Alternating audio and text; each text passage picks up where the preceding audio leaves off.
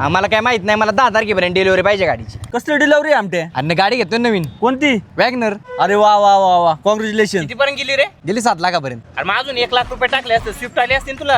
WagonR काय ते म्हातारी लोक वापरतात. वॅगनर जरा मोगमच गाडी, स्विफ्टच घेतो. अरे थांब आमटे, आता तो बजेट वाढलेच आहे ना, अजून 2 लाख टाकून ब्रिजचा घे ना. स्पेस बिस कसला आहे त्या गाडीला, 1 नंबर गाडी आहे ती. तो पटलं बरं का मला, ब्रिजा खरंच भारी गाडी. अरे कायची भारी, अजून 1 लाख रुपये टाकले तर क्रेटा गाडी ब्लॅक फिल्मिंग करायची. अरे पोलिस पण नाही अडवणार, एकदम नात खोळा. आणि बचत मळा 100 लाख रुपये टाकून थार घे.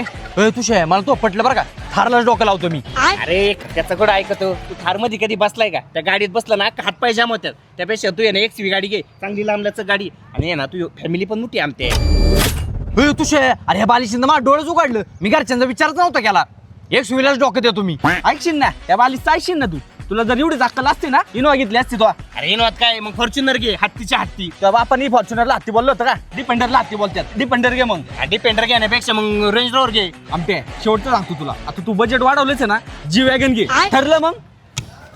ठरलं. काय ठरलं? इथून पुढे तुम्हाला काय विचारणार नाही आणि तुमचं थोबाड पण बघणार नाही.